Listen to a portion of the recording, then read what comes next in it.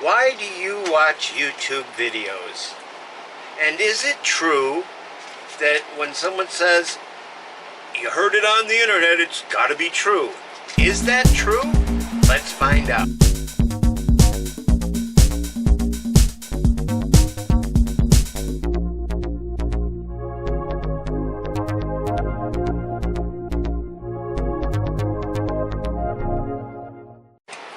Hello, beautiful person. Rob from Quilting in the Man Cave here, and I'm joined by my little partner in crime here, Bucky Doodles. So, is it true that if you hear something on the internet, it must be correct and true and right? Well, I don't think so. I'm sorry. I watch loads of different creators and different genres of videos, whether it's fabric arts, quilting, yarn arts, RV lifestyle, health and fitness. No fitness here, but health. I watch a multitude of different videos or different creators. Now, just recently, well, it might have been yesterday, may have been this morning, I don't know, I watched a video from a creator who doesn't even live in the United States and is voicing his or her opinion on the political state here in America. And I'm sorry,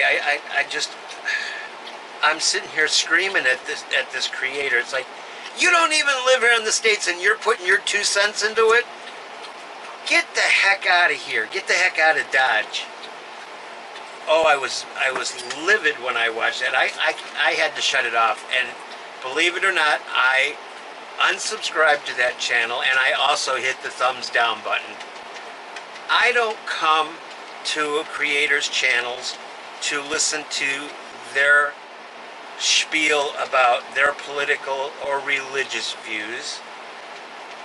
I come to watch videos to hopefully learn something or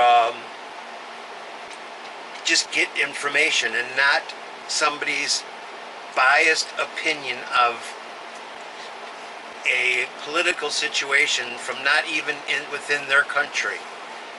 That's just so wrong. And it's just not true when someone says, well, I heard it on the internet, it's got to be true. It's not. Think for yourself, people. Do your research. If you hear something from somebody and it just doesn't sound right, research it. Spend the time and research things. Now, I'm not here to spew religion or politics. That's not something that you're going to see on my channel. I steer far clear away from that, because that's the problem within the world, is everybody's got their political and religious views, and because it doesn't align with somebody else's, they're going to go to war and they're going to fight because of this. Now, I don't want to fight with anybody. I'm a lover, I'm not a fighter. So, creators, keep your religious and your political views off your channel. It's a surefire way that you're going to lose subscribers, I guarantee you, because it happened yesterday with me. I unsubscribed and I actually flicked somebody the thumbs down button, which is very, very rare that I've ever done that. I understand how difficult it is to make videos and how time consuming it is, and the expense for buying cameras and all that good stuff. I'm not going to just indiscriminately hit somebody with the thumbs down button. It's just, they put a lot of time into their channel, and they deserve at least to be recognized. If nothing else, just hit the thumbs up button or make a nice comment about a particular creator's video. But if they're going to start spewing their lies and their personal opinions about politics, it doesn't fly with me. I'm sorry. I know it's a rant, but people, think for yourself. Just because Joe Blow on channel XYZ said, oh, you can't vote for this particular candidate because he or she did this 20 years ago. Well, 20 years ago is a long time, and that person most likely has changed his views or his or her ways. So just think for yourself. Research. If somebody says something that you think is kind of fishy, research it on your own. Think for yourself. But the actual purpose of today's video wasn't to rant.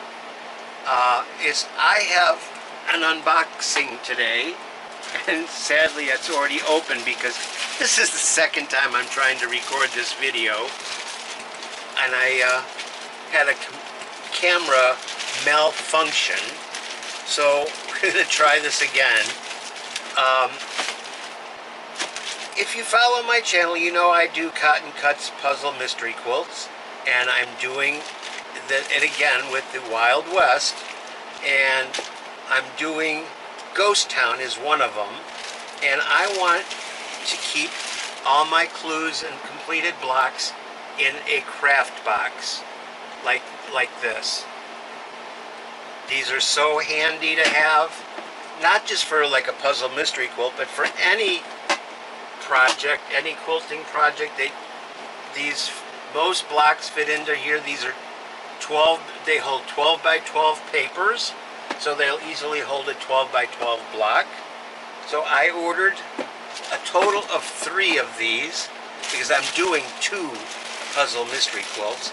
Now I already told you I'm doing Ghost Town as one of them.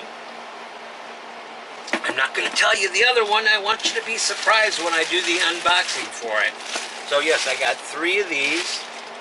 These actually came from Walmart.com. You could probably recognize, you can see that.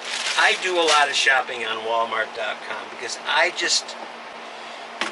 don't like driving anymore. I have a driver's license. I am legal to drive. I have a vehicle. I just don't like driving.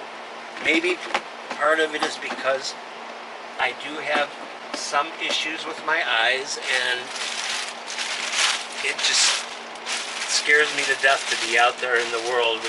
It's not safe out there in the world these days. By the way, these boxes from Walmart.com were $6.84. Now it is possible that you could get them cheaper from someplace else. I don't know. That went flying. I don't really have time to go to every online vendor and see if I can find something cheaper. It just takes away from my quilting and craft time. But these, I actually ordered these from Walmart.com yesterday, and they arrived here today in less than 24 hours, believe it or not, which sure beats Amazon lately. Not everything comes as quick, but in this case, I did get these boxes within 24 hours, and I am tickled pink about that. Or should I say pickled tink? I don't know. I'm just in a goofy mood today. That video that I watched about the person with their political views really, really hocked me off. I just... Anyways, so as I was saying, I'm doing the puzzle mystery quilt. 2 of them this for the fall. Oh, hello, Rocco. Hello, buddy. Hello, buddy. I'm doing Ghost Town's one of them.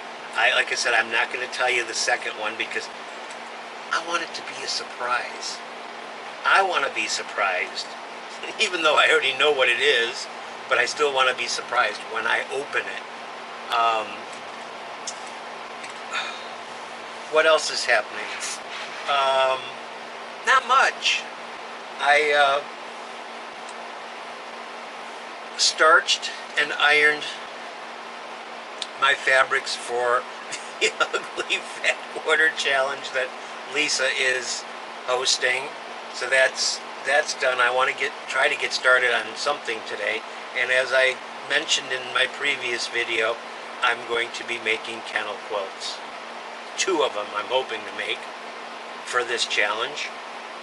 I have 2 different ugly ass fat quarters. Let me tell you, they are butt ugly. But then again, I know it's subjective, and what might be ugly to me might be absolutely gorgeous to you. But to me, these fat quarters are ugly. So I'm anxious to get started on that. And as I was saying, I'm going to make a couple of kennel quilts. And if you recall, a couple of months ago, I did a video about asking people to make kennel quilts for kennelquilts.com.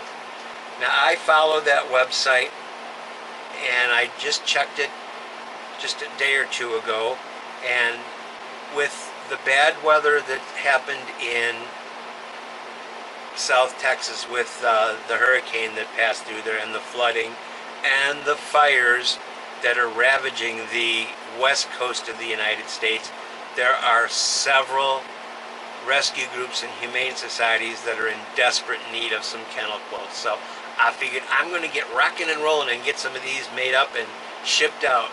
Hopefully it'll make a difference. You know, I always push for helping. Oh, that's enough, Rock. I always push to help support your local humane society or rescue group. And even though it may not be my local humane society, I'm still helping an animal in need, the way I see it. So please, consider making some kennel quilts. They're not difficult. They don't have to be pretty. A dog or cat doesn't care whether their fabric's pretty. They just want something that's going to be comfortable and cozy and soothing.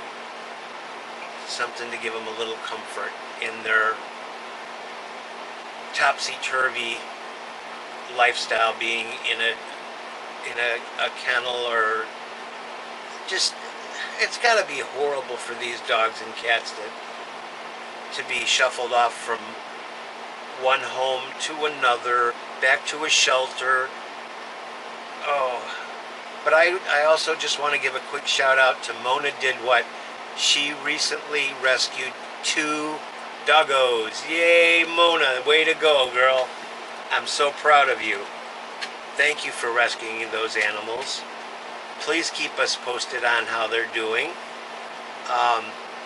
So before I really start rambling here, oh, that was a short visit, Rocco.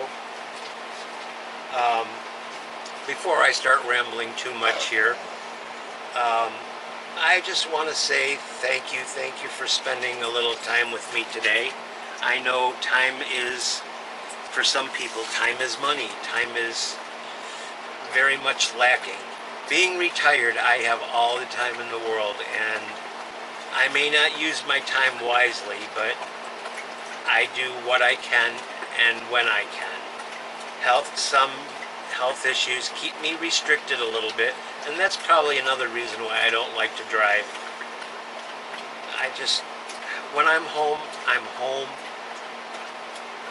I want to be with my kids, my dogs, and I want to be crafting somehow, or I want to be out gardening.